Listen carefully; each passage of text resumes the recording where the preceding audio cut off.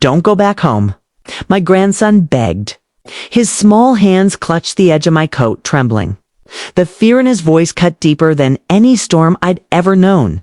I didn't understand at first, but when I saw the look in his eyes, that mix of worry and sorrow, far too grown for a child his age, I knew something inside my family had broken, something I couldn't see yet, but could already feel. My name is May, and this is the story of how I learned that sometimes the people you love most can hurt you the deepest, and forgiveness, well, it doesn't always come with peace right away. It takes time, patience, and a little bit of grace from heaven above. Asterisk, you see, I'd been away from home for nearly a year. After my husband passed, I went to stay with my sister down south. She had a small house by the river, and every morning we'd drink tea and talk about old times. It felt good to be somewhere warm, away from the echoes of a house that used to be full of laughter and was now so quiet it could break your heart.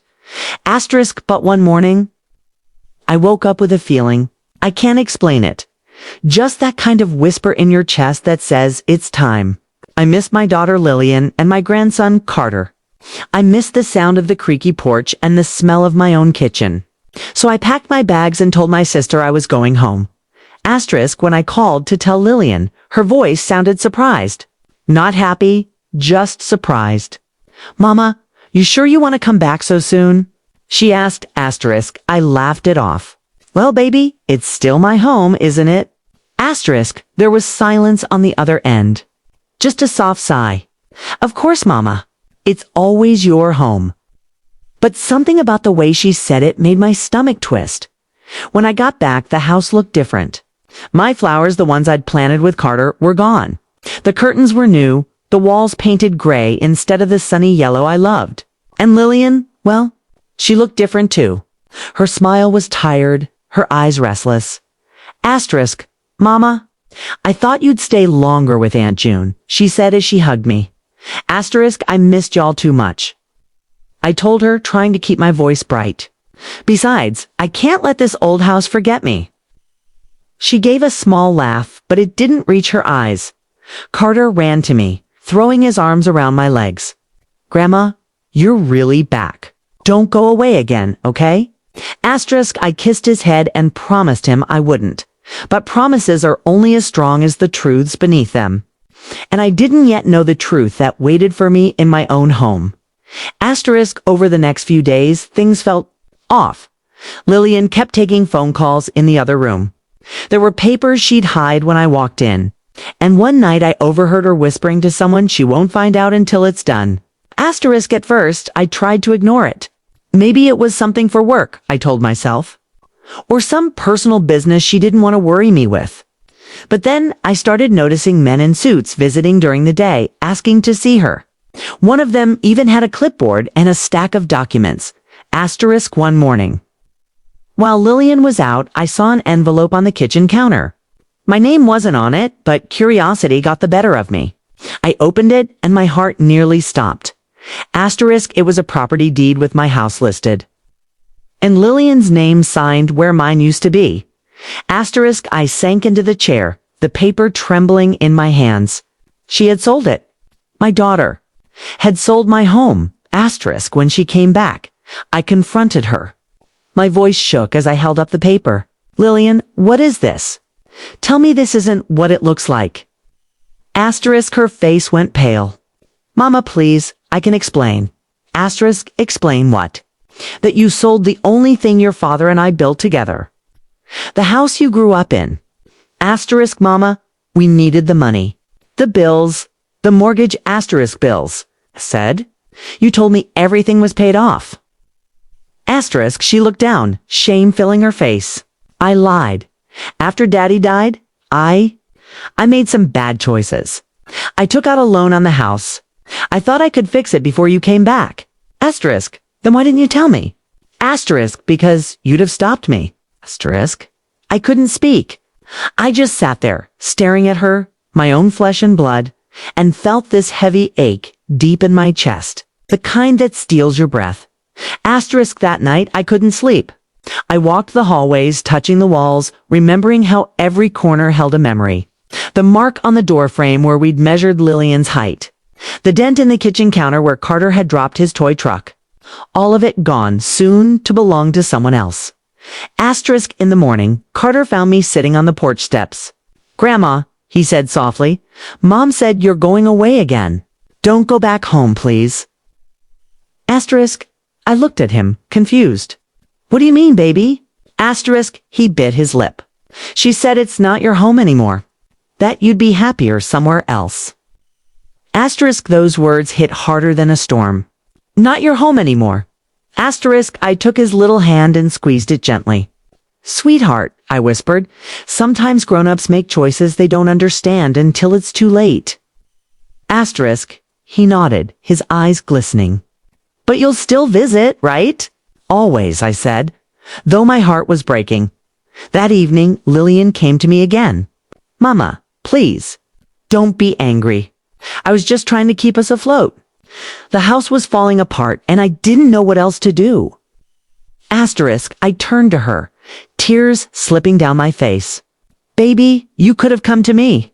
You could have told me the truth. I would have given you everything I had." Asterisk, she started crying then, too. "I didn't want you to see me fail." Asterisk, I reached for her hand. "Failure isn't asking for help, Lillian. It's pretending you don't need it." Asterisk, she fell into my arms, sobbing like she did when she was little. I held her tight, but the hurt between us, it didn't fade right away. Love can forgive, but trust, that takes longer to rebuild. Asterisk, when the new owners came to see the house, I smiled and offered them tea, even though inside I wanted to scream. Sometimes dignity is the only thing you can hold on to when everything else slips away. Asterisk, as I packed my things. Carter helped me fold my clothes. "Grandma," he said, "where will you go now?" Asterisk, I smiled softly. "Somewhere peaceful, baby. Somewhere I can start again." Asterisk, he hugged me tight. "Can I come?" Asterisk, I laughed through my tears.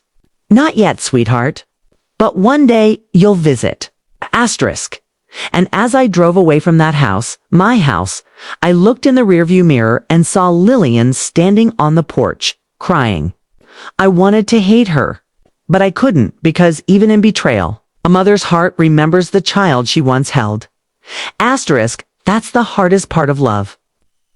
My dear, it doesn't stop when you want it to. It lingers even when everything else is gone. Asterisk. I drove until the road blurred into memory. The sun was setting behind me, bleeding gold into the sky, and for a long while I didn't know where I was going. I just needed to keep moving away from the house that once held my laughter, my husband's voice, and my daughter's childhood dreams. It's strange how a place can hold your life so tightly that leaving it feels like losing a part of your own soul. Asterisk, after a few hours, I stopped by an old roadside motel, the kind with flickering neon lights and soft music humming through the walls. The woman at the desk gave me a room key with a tired smile, and I sat on the bed staring at my suitcase. Everything I owned in that moment could fit in one small bag. Funny how life has a way of stripping you down to what really matters. Asterisk, that night I cried quietly. Not the kind of cry that comes with loud sobs, but the kind where your body just trembles and the tears fall without sound. I wasn't just mourning a house. I was mourning trust. I was mourning the space between who my daughter used to be and who she had become. Asterisk, the next morning, I called my sister June. "I'm not coming back right now," I told her softly. "I need some time on my own." Asterisk, she understood. June always did. "You take all the time you need, May," she said. "Sometimes distance is the only medicine that works." Asterisk, so I drove to a small town a few hours away, a quiet place by the lake where people still waved at strangers. I rented a tiny cottage with creaky floors and windows that rattled when the wind blew. It wasn't much, but it was mine. And after everything, mine was enough. Asterisk, the first few weeks were hard. I'd wake up early, expecting to hear Carter's little footsteps running down the hall. I'd start cooking breakfast for two before remembering there was only me. But slowly, the silence began to feel different, softer, not empty. Just peaceful. Asterisk, I spent my days tending to the garden behind the cottage. The soil there was rich, dark, full of promise. I planted marigolds, just like the ones that used to grow outside my old kitchen window. I told myself that no one could take these from me. Every seed I put in the ground felt like a small prayer, a promise that life goes on, even when it's been broken. Asterisk, one afternoon. While I was watering the flowers, I heard the faint sound of a car pulling up. I turned around and saw a familiar face step out. My grandson, Carter. He looked taller, a little older. But those same gentle eyes still carried too much worry for someone his age. Asterisk, Grandma. He called, running toward me. Asterisk, I dropped the watering can and hugged him tight. What on earth are you doing here, baby? Asterisk, Mom drove me, he said, pointing toward the road. I looked up and saw Lillian standing beside the car, hesitant. Like she wasn't sure she'd be welcome. Asterisk, my heart fluttered in my chest. I wanted to turn away to protect myself from more hurt, but I couldn't. Blood has a way of pulling you toward what your heart fears most. Asterisk, can I come in? She asked softly. Asterisk, I nodded. Of course. Asterisk inside. She looked around the small cottage, her eyes falling on the simple things. The photos on the table, the flowers in the vase. It's beautiful here, Mama, she whispered. Asterisk, I smiled faintly. It's quiet. Gives me time to think. Asterisk, we sat at the small wooden table. The air between us was thick with all the words we hadn't said. Finally, Lillian broke the silence.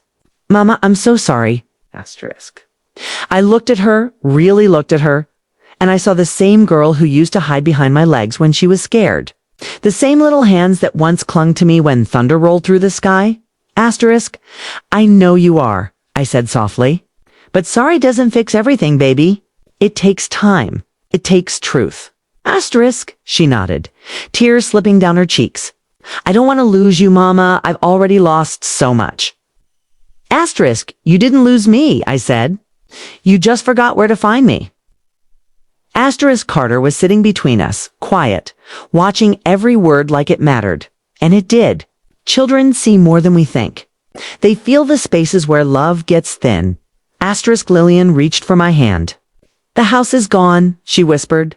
But I kept one thing. Daddy's old watch. I wanted you to have it. Asterisk, she placed it in my palm, scratched, worn, but still ticking. The sound of it filled the room like a heartbeat. I held it against my chest, and for a moment, I felt my husband's presence steady, forgiving. Asterisk, thank you, I said. But you keep it, baby. You're the one who still needs reminding that time is precious, and it don't stop for any of us. Asterisk, she nodded, crying harder now. Mama, can we start over? Asterisk, I smiled through my tears. We can try. That's all any of us can do. Try again. Asterisk. We spent the rest of that afternoon talking. Not about the past, but about little things. The weather. Carter's school. How the marigolds were finally blooming. It wasn't a grand reunion, no dramatic ending, no music swelling in the background. Just two women learning how to sit in the same room again without pain being louder than love. Asterisk after they left. I sat on the porch with a cup of tea, watching the sunset ripple across the lake. For the first time in a long while, my heart felt light. Forgiveness doesn't mean forgetting. It doesn't mean pretending the hurt never happened. It means choosing peace again and again, even when it feels undeserved. Asterisk weeks later, got a letter in the mail from Lillian. Inside was a photo of her and Carter standing in front of a small new house. On the back, she'd written, "We're starting fresh, like your marigolds." Asterisk, I held that photo against my heart and smiled. Life has a funny way of coming full circle. You lose something you thought you couldn't live without, only to find yourself whole, rooted, and stronger than before. Asterisk, sometimes, I still think about the old house, the porch where my husband used to drink his coffee, the kitchen that smelled like cinnamon on Sunday mornings. But now, when I do, it doesn't hurt the same. The memories don't cut anymore. They heal. Because love never really leaves. It just changes its address. Asterisk, and every evening, When the wind blows through my garden, I whisper a quiet prayer. Not for what I lost, but for what I found in the letting go. Asterisk, in the end. My dear, I learned that home isn't always a place.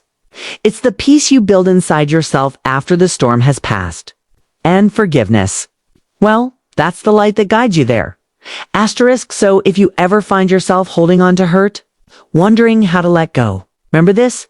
Sometimes losing what you thought was everything is the only way to find who you truly are. And when you do, you'll realize that love, real love, was never gone. It was waiting right where you left it, inside your own heart.